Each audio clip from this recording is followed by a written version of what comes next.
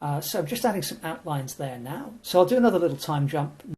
So what I've started to do here is go back to doing some more fundamental modelling, and I want to create a greater sense of light falling down onto the animal. So I'm using some titanium white with just a little bit of cadmium yellow to pick out some of the brightest highlights. And you can see that as I do that, I'm starting to obscure some of that detail work that I did by mistake, by going over it with this lighter colour. So at some point in this painting, I deviate quite dramatically away from the reference photo. As I mentioned, the animal in the reference photo is a mixture of a reddish brown, it's got white patches, and then its head is mostly white. But whenever I'm painting from a reference, I really just use it as a starting point. So I've just added a little bit more to the reflected shadowy areas there on the belly and a little bit on the top of the nose as well. So I'll do another little time jump now. Actually, on second thoughts, I think I'll leave things as they are, because what's coming up next is something which hopefully will be of interest. So what I'm doing now is putting in kind of a bluey shadow. You know, the cast shadow that I put in earlier, where the head of the steer is casting a shadow down along its chest. Well, initially that was pretty much all the same colour, but what I've done now is just change the colour of that shadow, so the lower half, where it's on the lighter part of the hide, is a rather different colour to the area which is on the darker part of the hide. And that's a really useful technique to use when you're dealing with cast shadows, to remember that you can vary the colour of them depending on what the cast shadow is falling across. Now, of course, one easy way to do that is to say paint all of the underlying objects, and then if you have a cast shadow going over the top of those objects, you could just simply put a glaze of a single colour. That's not the way I'm working today, but it's a useful way to do it, because if you have a translucent glaze representing your cast shadow, then those underlying colours are going to partially show through, and that's going to give you a shadow which is much richer and more varied in colour and tone than if you just completely, even if it's a very dark shadow, do a really dark glaze, or maybe just do several glazes to build up really rich and wonderful darks. But as you can see, having got that colour on the brush, I'm now doing my usual thing, and I'm working my way around the entire animal, adding this colour, where I think it's going to help.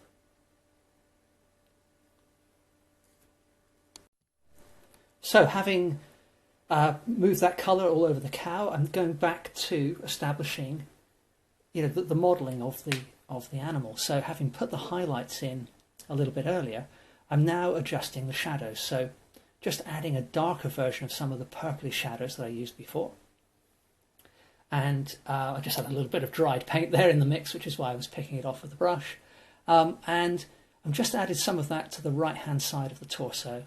And now I'm overlaying with that same colour on that cast shadow from the head. So although I'm not actually using a glaze medium, I am kind of using that cast shadow multi-layer technique in a very gentle way, the technique I mentioned just a moment ago.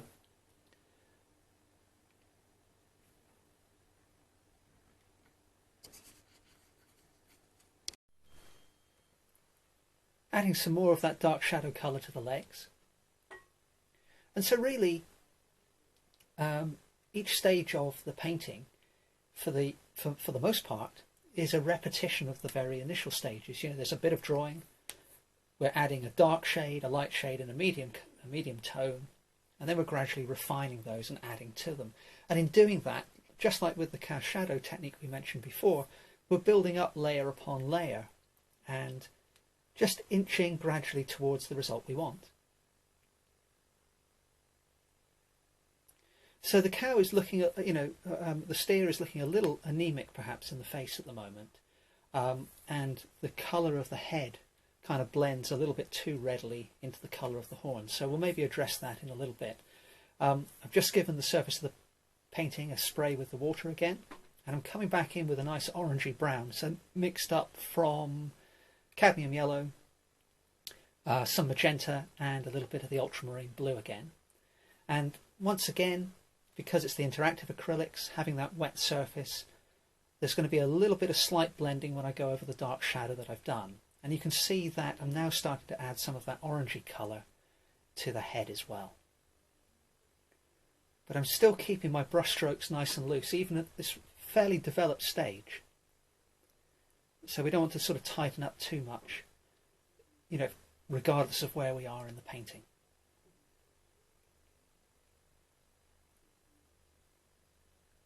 So you can see where I added the orangey brown there to the light area I put on before. We got a nice little bit of subtle blending there just on the front of the chest, in between the front legs, and we can get a range of colours. So that little technique works quite well.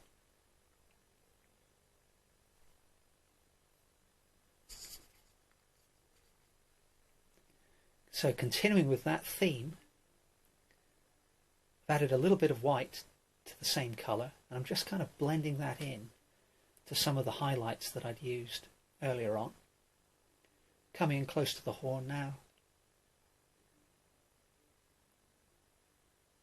And that's going to help the right hand horn stand out from the body a lot more than it was before. So as I mentioned earlier, this particular steer does have quite a lot of patterning on its hide. But unless you're going for, you know, a super photorealistic effect, sometimes that can make for too cluttered an image when it comes to your painting. So my instinct is to simplify things. So I will use the patterning on the hide, but only the bits I want to use, or maybe I'll even change the patterning. And you can see I'm now, having mentioned how anemic the steer's head was looking, I'm now adding even more of that orangey brown to the head. And it gives a kind of more unified feel and makes the horns definitely more distinct from the head itself.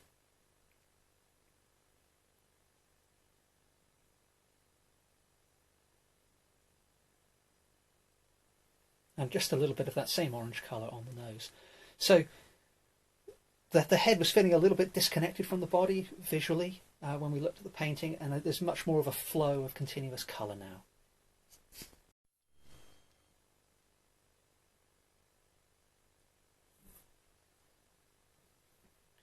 Just extending that area of pale shadow now so that it matches up rather better with the darker half a bit higher up. And I'm back to my small round brush, as you can see.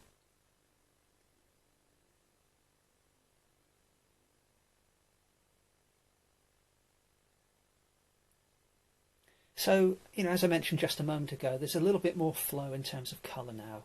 We've got some nice orange browns on both the head and the torso, and on the lower parts of the legs. And there's a greater sense of light than I had earlier on in the painting because I established those highlights. Now, that said, there's still not quite the amount of warmth that I want in this image, so we'll deal with that later. What I'm doing now with the small brush is just going over some of the work I've done to reintroduce some of those patterned areas. So I mentioned a moment ago that, you know, I'm happy to have some of the patterning, but I don't necessarily include all of it. So adding some highlights onto the top of the cow's head now. So before I had a very pale part of the cow's head, and I said, you know, there wasn't enough contrast, so then I blocked it in with orange, and now I'm going kind of back on myself really and adding some more highlights in again. But this time, hopefully I'm going to be a little bit more selective and not add too much sort of fiddly detail. But we still want a sense of light on the cow's head. We don't want it to be a flat outline. So we still managed to keep the flow there between head and body. There's some loose patterning on the body, some white patches, and there's a little bit of loose highlights on the head. Coming back in with my darker blue now, and adding a line of shadow between the head and the torso. So I really like using ultramarine blue for my shadows, or deep purples, or for my line work especially, because I feel for the palette I use it really makes the colours sing in comparison to those lines.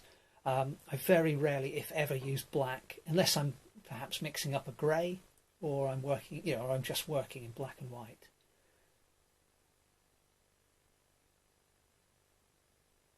So we're going back to this idea of paint, draw, paint, draw. So a little bit of drawing there going on.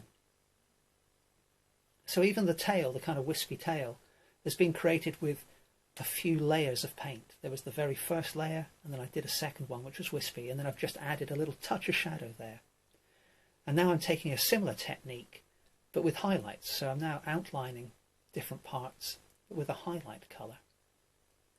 And although it may look like completely pure white on camera, I will have added just a little touch of blue to that, just so that it isn't too saturated a highlight.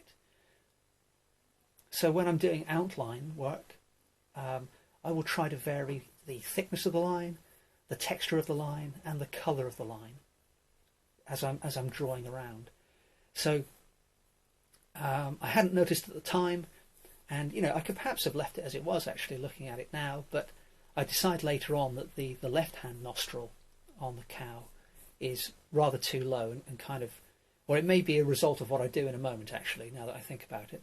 But nevertheless, the basic technique for depicting the nostrils is there, and that is to patch in some dark areas to depict the shadow regions, and then to pick out the highlights around the edge. So I've added some more highlights onto the nose of the animal. That isn't working quite as well as I'd hoped, but again, we'll address that later. And again, I'm just refining that outline along the top of the head as well.